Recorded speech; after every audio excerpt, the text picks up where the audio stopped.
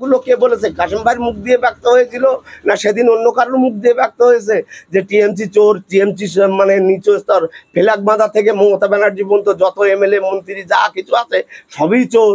তাদের পিছনে তাদের নামাজ পড়া যাবে না, জানাজা পড়া যাবে না, তাদের মাটি দেওয়া যাবে না। জানি না কাশেম ভাই কি আমাদের মমতা ব্যানার্জিকে মুরিদ করে ফেলেছে কি মমতা ব্যানার্জি কাসেম সাহেবের মুরিদ করেছে?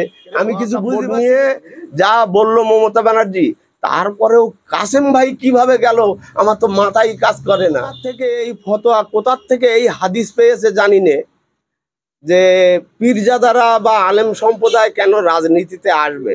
পীরজাদা আব্বাস সিদ্দিকী এবং পীরজাদা নওশাদ সিদ্দিকী 2021 সালে যখন রাজনীতির ময়দানে আসে তখন অনেকেই বলেছিল যে পীরজাদারা কেন রাজনীতিতে আসবে, কিন্তু এখন একের পর এক পীরজাদা তারা রাজনীতিতে আসে। কি বলবেন? ঘটনা হচ্ছে পীরজাদারা কেন রাজনীতিতে আসবে, এটা এই ভাষাটাই হচ্ছে পুরো বেধর্মীদের হওয়া উচিত। কোনো মুসলিম এরকম ধরনের বক্তব্য বা এরকম ধরনের কথা বলতেই পারে না গো যে পীরজাদারা বা আলেম সম্প্রদায় কেন রাজনীতিতে আসবে। ঘটনা হচ্ছে আমরা মুসলিম, আমরা সবার ঊর্ধ্বে, এই মুসলিম জাতি সবার ঊর্ধ্বে, এরা রাজনীতি করার যোগ্য, কিন্তু এরা আল্লাহ পাক সেজনাই জানে কোথার থেকে এই ফতোয়া কোথার থেকে এই হাদিস পেয়েছে জানি না যে পীরজাদারা বা আলেম সম্প্রদায় কেন রাজনীতিতে আসবে। সব থেকে বড় সমস্যাকারক, সব থেকে বড় ভুলকারকই হচ্ছে এই আলেম সমাজ, যার জন্য আজকের দেশের পরিস্থিতি এই জায়গায়। কারণ আমরা মুসলিমরা যদি রাজনীতি মঞ্চে বা কোনো রকম রাজনীতিই করতে পারবো না, তাহলে বেধর্মীরা করবে আর আমরা তাদের দাসত্ব করব। এই কি আলেমদের বক্তব্য হওয়া উচিত? ঘটনা হচ্ছে যার জন্যই আলেম সমাজ অবশ্যই আসা উচিত। আর যারা বলেছে, যে ব্যক্তিরাই বলেছে যে পীরজাদারা কেন আসবে, তারা পীর সম্বন্ধেই জানে না। একটাই অজুহাত দেয়, আমাদের বসিরহাটে বজলুর রহমান দরগাপুরি সাহেব, উনি একসময় এমপি ছিলেন। তো ঘটনা হচ্ছে সমস্ত বেধর্মীদের মধ্যে একটাই এমপি ছিলেন বজলুর রহমান দরগাপুরি। ওনার এই কথা, ওনার এই বক্তব্য, উনি বলল যে এই জায়গাটা আমার জন্যে না।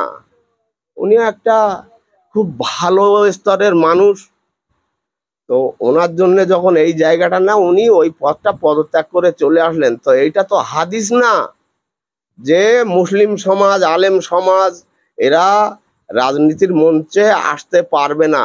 সম্পূর্ণ ভুল, মানুষকে পুরো ধোঁকায় দেওয়া হচ্ছে আলেম সমাজ বলেন, আর মুসলিমদেরকেই বেশি বিভ্রান্তই ফেলা হচ্ছে এই বক্তব্যের কারণে। আইএসএফ দল শাসক দলের পক্ষ থেকে বলা হয় এরা বিজেপির বি টিম। কি মনে করছেন? আইএসএফ কে বিজেপির বি টিম বলবে, আইএসএফ কে যদি বিজেপিরই বি টিম বলবে, তো আইএসএফের উপরে এত অত্যাচার কেন হচ্ছে? শুভেন্দুবাবু তিড়িং বিড়িং করে ফড়িং মতন লাফাচ্ছে, মুসলিমদেরকে বলছে চ্যাংদোলা করে তোমার বিধানসভা থেকে ছুঁড়ে ফেলে দেওয়া হবে। সেই শুভেন্দুবাবুর নামে কোনো রকম পদক্ষেপ নিচ্ছে না মমতা ব্যানার্জি। আর মমতা ব্যানার্জির বিরুদ্ধেও মানে কেন্দ্র সরকার কোনো রকম ব্যবস্থা নিচ্ছে না। শুভেন্দুবাবু যেটা বলছে, হ্যাঁ, তো সবই মমতার, মানে যেন মমতার বিরাট ব্যাপার। এই যে মমতা ব্যানার্জি, ও নিজেই তো বিজেপি একটা ফুল, টিএমসি দুটো ফুল, দুটোই ফুলির জাত। ঘটনা হচ্ছে এ থেকে বোঝা যাচ্ছে বিজেপি আর টিএমসি এদের কোনো দুরকম দল হতে পারে না, দুটো একই দল, নামটা পরিবর্তন আলাদা। ফুরফুরা শরীফের কাসেম সিদ্দিকী এতদিন বলে এসছে যে তৃণমূল কংগ্রেস যারা আছে সবাই চোর, তৃণমূল কংগ্রেসের নেতারা সবাই চোর, এবং তৃণমূল কংগ্রেসের নেতারা মরে গেলে তাদের জানাজা নামাজ পর্যন্ত পড়া যাবে না। কিন্তু তৃণমূল কংগ্রেসে আবার কাসেম সিদ্দিক যোগ দিলেন। কি বলবেন? তৃণমূল কংগ্রেসে আমাদের পীর ভাই কাশেম ভাই উনি যোগ দিয়েছে, আল্লাহ পাক সেজনাই জানে হ্যাঁ, উনি যখন নওশাদ ভাইকে অ্যারেস্ট করার পরে উনি যখন বক্তব্যের মঞ্চে আসলেন, বা আমাদের একটা পীর ভাই তাকে এইভাবে হেনস্থ করে যে অ্যারেস্ট করা হলো বিনা অপরাধে, তো তার জন্য উনি বক্তব্য দিয়েছিলেন। কিন্তু উনি যে বক্তব্যটা দিয়েছিলেন একদম সঠিক বক্তব্য। খালি টিএমসি, এখন বর্তমান যারা টিএমসি করছে বা করে, এদের এদের আর কি বলবো, আমি আর ওই রকম ধরনের কথা বলতে চাই না। তবে আব্বা মানে কাশেম ভাই যে কথাগুলো বলেছে একদম যথাধর্ম সত্যি কথা। একদম এদের সৃষ্টি কালচার যা টিএমসির, তাতে করে এই কথাগুলো ঠিকই ছিল। কিন্তু বর্তমানে এখন জানি না গো, কাসেম ভাই কি আহ, আমাদের মমতা ব্যানার্জিকে মুরিদ করে ফেলেছে, কি মমতা ব্যানার্জি কাসেম সাহেবের মুরিদ করেছে? আমি কিছু বুঝতে পারছি রে গো। এই যে ব্যাপার, এত কিছু বলার পরে কাসেম ভাই যান, সে আমাদের পীর ভাই, আল্লাহ পাক যেন ক্ষমা করে দেয় আমি তাদের বিরুদ্ধে কটূক্তি ভাষা না বলে। এই যে পরিস্থিতির মধ্যে ভাই কি করে গেল, সে যত বড় দিক, দুনিয়া ধরে দিক, কিন্তু এই ভাষাগুলো, এর তো কোনো বিকল্প হবে না।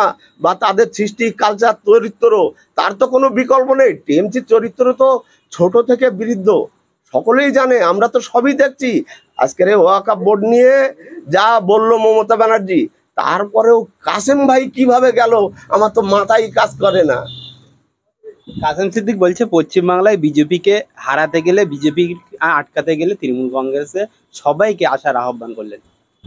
হ্যাঁ, কাশেম ভাই যে কথা বলেছে, এতদিন কাশেম ভাই ছিল না কো, তো তাতে 70-72 জনা বিজেপির এমপি হয়ে রয়েছে, এমএলএ হয়ে রয়েছে কেন্দ্রের। এইবারে যদি আরেকটু বেশি করে দেওয়া যায়, সেই জন্যই কাশেম ভাই হয়তো ওই দলে যোগ দিয়েছে। কাশেম ভাইয়ের সঙ্গে কে আছে? কয়জন পীর ভাই ছাড়া কাশেম ভাইয়ের কে ভক্ত আছে? ওনার কথায় যে বিরাট কিছু হয়ে যাবে, তাহলে পেছনের কথাগুলো কে বলেছে? কাশেম ভাইয়ের মুখ দিয়ে ব্যক্ত হয়েছিল, না সেদিন অন্য কারোর মুখ দিয়ে ব্যক্ত হয়েছে যে টিএমসি চোর, টিএমসি মানে নিচু স্তর, ফেলাক বাঁধা থেকে মমতা ব্যানার্জি পর্যন্ত যত এমএলএ মন্ত্রী যা কিছু আছে সবই চোর। তাদের পিছনে তাদের নামাজ পড়া যাবে না, জানাজা পড়া যাবে না, তাদের মাটি দেওয়া যাবে না। এখন তাহলে সেই দুটো মুখ কি একই? আজকের কাসেম সিদ্দিকী আর সেদিনের কাসেম সিদ্দিকী কি একই ব্যক্তি? আপনার নাম ও পরিচয়? আমার নাম মোহাম্মদ আরিফুল, আইএসএফ করি।